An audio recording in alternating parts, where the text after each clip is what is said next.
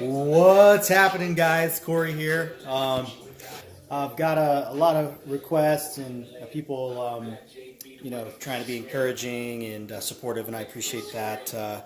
With a lot of the working out and the diet plan, a lot of my family has started to follow along the same diet, intermittent fasting, keto, and also a lot of the same working out regiments and different programs that I put in place to keep myself in shape. So, unlike a lot of the YouTubers out there, I don't plan to make a living off of YouTube. I can continue to work my job in sales, software sales, but thought I'd start sharing what I'm up to and how I'm able to fit in, my dietary preferences and my workout preferences in a normal working schedule with someone that doesn't do YouTube videos for a living. So, anyways, today at the gym, I did legs. I think for any leg day, it's important to have 2 out of the 3 major leg exercises. And those 3 include squats, deadlift, and leg press. You should do at least 2 out of 3 of those. If you're doing all 3 of those for your leg workout, you are a beast, and you should continue to do that. So I did 2 of those today. I did squats. I started off with squats. It's the one that I think I have the most area for improvement. So I start off with squats and then move to leg press. Cool part about leg press is at the end of each set, you can do calf exercises. So keep that in mind with your leg press. You can kill 2 birds with 1 stone. And the weight tends to be similar in terms of what you can leg press and what you're also able to calf raise. So that was exercise 2 after squats for me today. And then exercise 3 we'll call the calf raises. So then next, I went and did my leg lifts. I did hamstring leg lifts and I did quad leg lifts, and I supersetted the 2 of those. So just bouncing from one machine to the other, and everything that I do right now, and this is subject to change, it just depends on what I think my body needs at that time. But I do 4 sets, 12 repetitions of every exercise that I do. That's just what I'm doing right now. I've been doing it for several years. Every now and then I'll toy around with doing, a 5x5, so 5 sets, 5 reps, and I just try to keep it interesting for my muscles. So I try to switch it up in terms of the exercises that I'm doing. So after my leg workout, the superset of leg lifts for the quad and the hamstring, I then move into core. I do core every day. Area for improvement. I'm okay. I do all right. But I think if you really want, that 6-pack ab, that washboard ab, you really have to focus on doing abs at least 3 times a week. Ideally, you do it every day. And of course, you got to be in the kitchen cooking healthy food here too, which I'm multitasking doing now. Again, trying to cater towards the person with the working schedule and the normal schedule, rather than someone that has a ton of time every day. So that was my workout for the day. I did leg lifts. I did flat bench leg lifts. So you grab the end of the bench with your hands here, and then float your legs off of the back of the bench. And use your abs and not your hip flexors to bring your legs up and then let them back down. You really want to concentrate on not using those hip flexors and using your actual abdominal muscles to let your legs down and lift them back up. So that's something that I've learned with the help of a lot of the other YouTubers and fitness gurus out there that I follow as well. And I can give you more information about who I follow if you guys are interested in that. So we'll move to meal. What have I eaten today? What am I about to eat? What's currently cooking in my pan over here that I've got to stir while I'm talking to you guys? So it depends on what I eat. Again, working man, I try my best to keep on the diet. I would say that I cheated today, but my cheat meal, with that being said, is a protein style burger. Actually, I had 2 protein style burgers, 2 double burgers. It was probably a little bit high on the protein side of things, but I get 2 double burgers. Also for all the vegetables. There's a bunch of lettuce on there. There's a bunch of tomatoes on there, and onions.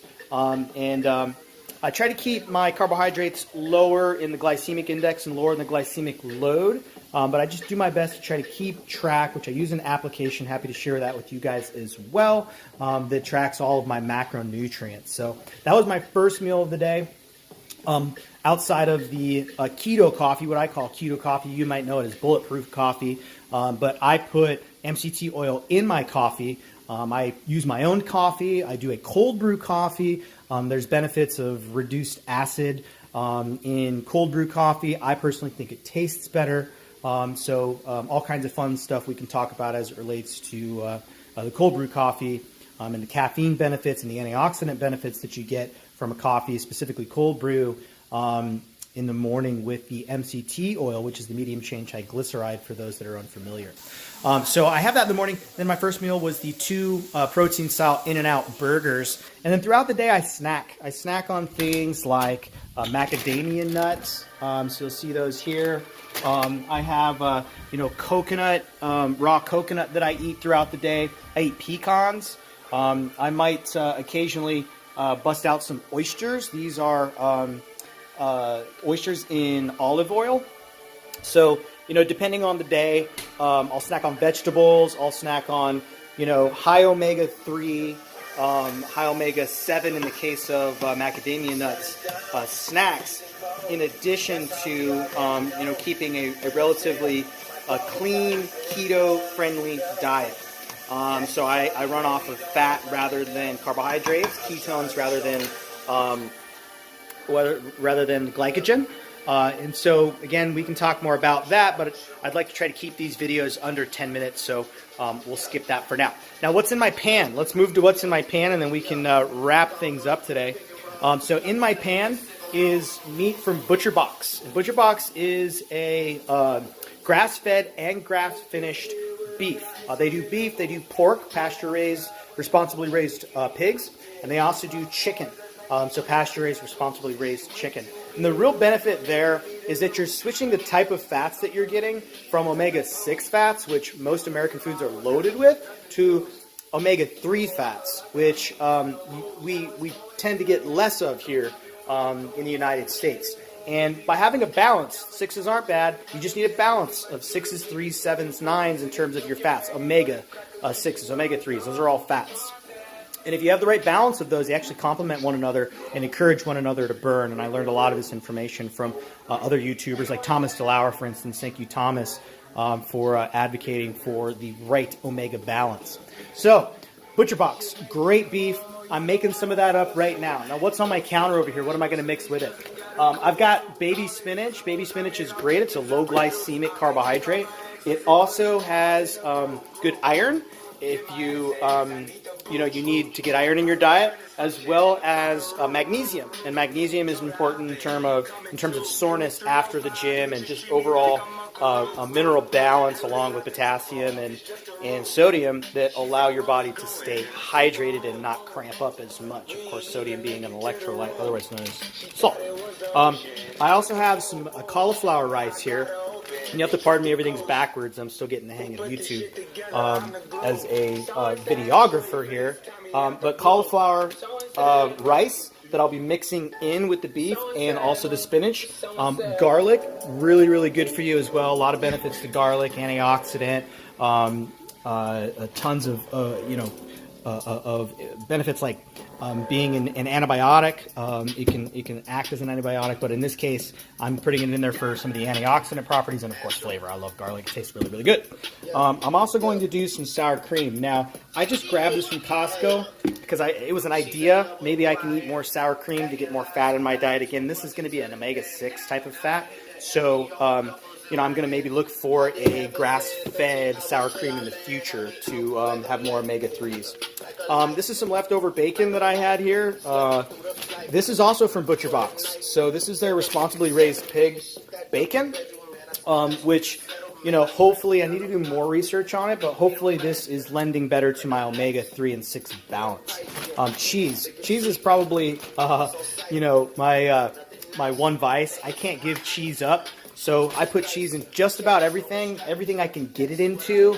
Most of the time it's going to be high omega-6, but with everything else that I do to balance my 6s and my 3s, 7s, and 9s, I feel pretty good about the balance that I have with my fats. So anyways, went over my 10-minute mark. Still getting the hang of this. Hopefully this was helpful.